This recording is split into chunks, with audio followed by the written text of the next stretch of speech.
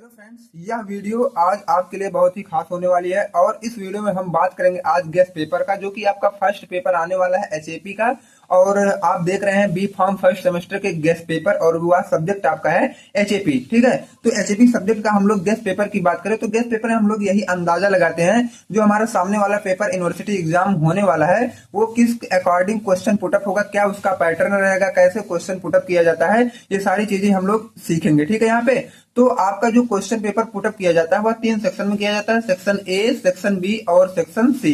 तो 3 सेक्शन में आपका क्वेश्चन पूछा जाता है, तो हम लोग उसी पे गेस लगाएंगे कि सेक्शन ए में किस तरह का क्वेश्चन पूछा जाता है, बी में किस तरह का पूछा जाएगा, सी में किस तरह का पूछा जाएगा। ये सारी चीजें हम लोग आज गेस्ट पेपर में सीखेंगे। और गेस्ट पेपर में मैं जितना भी क्वेश्चन दिया हूँ ये जान लो कि मोस्ट मोस्ट मोस्ट इंपॉर्टेंट होने वाले हैं, क्योंकि इसमें से अगर आप जितना ये गेस्ट पेपर में दिया हूँ अगर ये सब आप फॉलो कर लेते हैं तो आपका लगभग 50 नंबर कहीं नहीं जाएगा। ठीक है, और अगर आपको ये क्वेश्चन सॉल्व करने हैं तो आप प्रीवियस वीडियो को चेकआउट करो जिसमें मैं सोल्यूशन वाली वीडियो बनाया हूं। ये सारे क्वेश्चन वहां उस सोल्यूशन वाली वीडियो में आपको तुरंत मिल जाएंगे। ठीक है, अब देखो हम क्वेश्चन की बात करते हैं तो यहाँ पे देखो मान लो ये आपका एक पेपर पैटर्न है। ठीक है, तो इस पेपर पैटर्न में आपको इस कॉर्नर पे आपको रोल नंबर अपना फिल करना रहेगा और इस रोल नंबर जहां फिल करेंगे उसके ऊपर आपका सब्जेक्ट कोड रहेगा और इस कॉर्नर पे आपका रहेगा वो मतलब इस पेपर का कोड। ठीक है, तो पेपर कोड हो जाएगा, इधर सब्जेक्ट कोड हो जाएगा और इधर आपका रोल नंबर आपको यहाँ पे फिल करने के लिए सब ब्लैंक बने रहेंगे। वहां के जो टीचर रहेंगे आपको बताएंगे क्या कैसे करना है। यहाँ पे हम लोग मेन फोकस करेंगे अपने क्वेश्चन पे कि हमारा क्वेश्चन क्या आता है और कैसे पूछा जाता है। सबसे पहले हम बात करें सेक्शन ए का। ठीक है, तो देखो ये जितने भी क्वेश्चन आएंगे लगभग 75 नंबर इसमें। ठीक क्या है, मैक्सिमम मार्क आपके 75 नंबर ही रहते हैं। अब देखो जो हमारा सेक्शन ए होता है उसमें आपको 20 नंबर का मिलेगा, इसमें आपको 10 नंबर करने रहेंगे और एक क्वेश्चन आपको 2 नंबर के मिलेंगे। तो आपको 10 क्वेश्चन करने हैं तब जाके आपको 20 नंबर मिलेंगे। तो इसमें देखो नोट में लिखा रहेगा कि attempt all questions in brief. इसमें देखो 10 के 10 क्वेश्चन आपको मिलेंगे लेकिन 10 के 10 आपको अटेम्प्ट भी करना होता है। ठीक है, तो आप 10 के 10 अटेम्प्ट। हमारा जो क्वेश्चन ए आता है मींस क्वेश्चन ए जो है डिफाइन एनाटॉमी एंड फिजियोलॉजी है, तो मोस्ट इंपॉर्टेंट कई बार रिपीटेड क्वेश्चन भी है।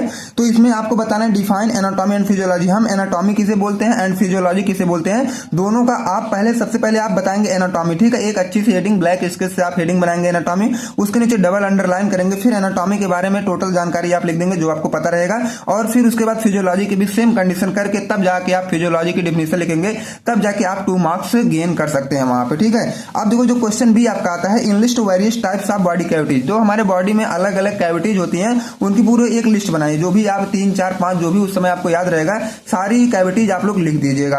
अब देखो क्वेश्चन सी जो है समराइज होम्योस्टेसिस। अब देखो यहाँ पे ऐसा तो थोड़ी ना है कि समराइज होम्योस्टेसिस के नाम से भी अब आगे जो आप एग्जाम देने जाएंगे वहां मिलेगा, या तो मिल भी सकता है समराइज होम्योस्टेसिस, या तो कहेगा डिफाइन होम्योस्टेसिस, या तो क्लासिफाई होम्योस्टेसिस, या इलाबोरेट होम्योस्टेसिस। तो बात वही रहेगी, आपको होम्योस्टेसिस के बारे में लिख के आना है, वहां पे आप लोग डाइवर्ट ना होइएगा। ठीक है, यहाँ पे समराइज में दिया हूं तो उससे कोई मतलब नहीं, डिफाइन, डिफिनेशन, इलाबोरेट सब पूछता है तो आप वही लिख के आएगा।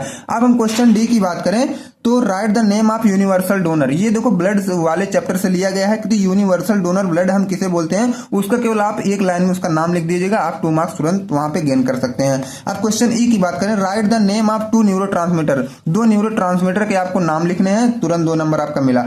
अब देखो क्वेश्चन जो एफ कहता है define the sagittal and parasagittal plane. अब देखो ये सेजाइटल प्लेन और पैरासेजाइटल प्लेन क्या होते हैं, दोनों की आप लोग अलग अलग हेडिंग बनाइएगा और दोनों में अलग अलग डिफिनेशन लिखिएगा। ठीक है, अब देखो क्वेश्चन जो जी आपका है right the suitable definition of cell and tissue. अब सेल की जो सुटेबल डिफिनेशन रहेगी उसकी और टिश्यू को जो सुटेबल डिफिनेशन है दोनों की डिफिनेशन को आप अलग अलग हेडिंग बना के लिखिएगा, तब जाके आप 2 मार्क्स गेन कर सकते हैं। Right about the 2 main function of lymphatic system. Lymphatic system के 2 मेन फंक्शन, केवल जो 2 मेन फंक्शन होते हैं उसी को आप लिखिएगा, बाकी बहुत सारे फंक्शन होते हैं लेकिन आपको फोकस करना है केवल 2 जो मेन है उसी पे फोकस करना है। और एक फंक्शन आप ऐसा करेगा कि कम से कम एक फंक्शन 2 लाइन में ही लिखिएगा। ठीक है, अब क्वेश्चन आई की बात करें तो right the definition of intraocular tension and RH factor. अब देखो इंट्राऑक्यूलर टेंशन क्या होता है, पहले आप इसे लिखिएगा हेडिंग बना के, देन उसके बाद आरएच फैक्टर आप लिखिएगा। ठीक है, अब हम क्वेश्चन जे की बात करें तो what is cardiac output and stroke volume. Cardiac output क्या होता है और स्ट्रोक वॉल्यूम क्या होता है, दोनों की अलग अलग हेडिंग बना के और अलग अलग भी इसे सॉल्व करिएगा। अब हमारा जो सेक्शन ए में टोटल आपको 10 क्वेश्चन मिलेंगे। ठीक है, A B C D E F G H I J, ठीक है, जे तक मिलेंगे और 10 के 10 आपको सॉल्व करना है। अब हम बी की बात करें तो बी में हमारा देखो यहाँ पे सेक्शन बी आपको दिख रहा होगा और यहाँ पे जो एक क्वेश्चन है वह 10 नंबर का रहेगा। ठीक है, एक क्वेश्चन आपको केवल 10 नंबर का मिलेगा और इसमें आपको 3 क्वेश्चन मिलेंगे ए बी सी में से 2 आपको केवल अटेम्प्ट करना है। जो बहुत अच्छी तरीके से 2 आते हो उसी को अपने आप वहां पे एग्जाम वाली जो कागज मिलेगी अटेम्प्ट करिएगा। अब एक क्वेश्चन आपके 10 नंबर के रहेंगे तो 2 क्वेश्चन करेंगे तो आप 20 नंबर पा जाएंगे। ठीक है, और ये वाला लगभग एक क्वेश्चन आप 5 से 6 पेज में ही सॉल्व करिएगा, तब जाके आप लगभग 8 नंबर एक क्वेश्चन पे आप गेन कर सकते हैं। ठीक है, जब आप उतने कंटेंट या पेज लिख के आएंगे तो। अब क्वेश्चन ए की बात करें हम तो define blood coagulation. Blood coagulation क्या होता है? Right in detail about different stage involve in blood coagulation. आप देखो क्या है, यह क्वेश्चन कभी कभी डाइवर्ट करके पूछता है कि हिमाटोपोइसिस वगैरह ये सब अलग अलग नाम होते हैं ना ब्लड कोगुलेशन के, तो आप वो सब याद कर लीजिएगा, देख लीजिएगा अपने नोट से।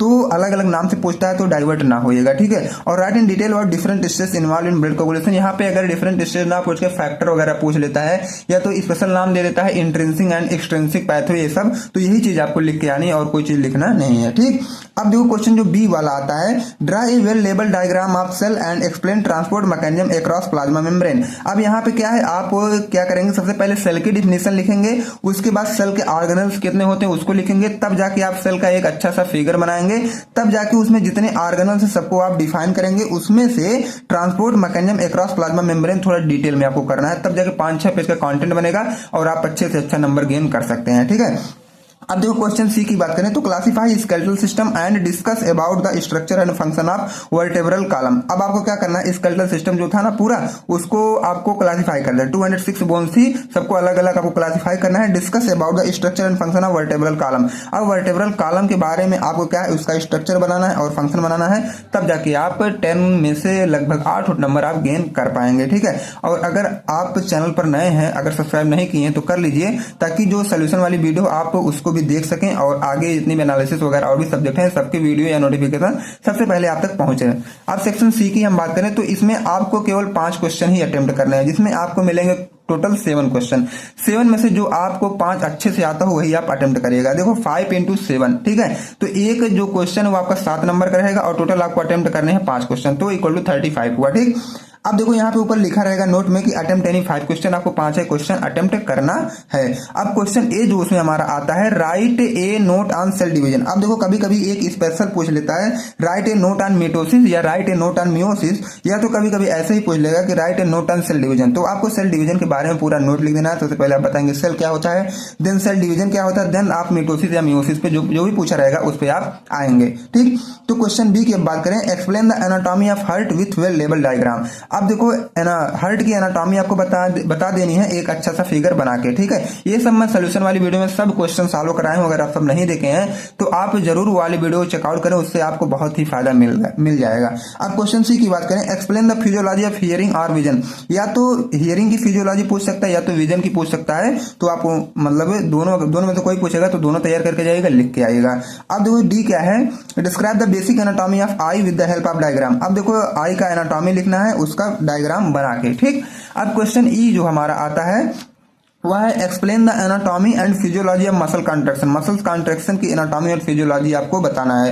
एग्जामिन द डिफरेंस, ये जो हमारा एफ वाला आता है, examine the difference between sympathetic and parasympathetic nervous system. आपको sympathetic and parasympathetic nervous system के डिफरेंस को बता देना है यहाँ पे। ठीक है, क्वेश्चन एफ वाले में। अब हम जी की बात करें तो discuss the anatomy and physiology of lymph node. Lymph node की एनाटॉमी एंड फिजियोलॉजी दोनों के बारे में आपको डिस्कस करना है। यहाँ पे डायग्राम वगैरह सब चीज बता दीजिएगा। मैं सोल्यूशन वाली वीडियो में बार बार कर रहा हूँ, आप लोग सोल्यूशन वाली वीडियो जरूर चेक करें, वहां पे जितने भी क्वेश्चन मैं यहाँ पे दिया हूँ सारे क्वेश्चन सॉल्व करके ही वहां पे दिया हूँ। ठीक है, तो आई होप कि आपका एग्जाम बहुत ही अच्छा जाएगा। बेस्ट ऑफ लक आप सभी के लिए। तो मिलते हैं एनालिसिस वाली वीडियो के साथ। Thanks for watching this video.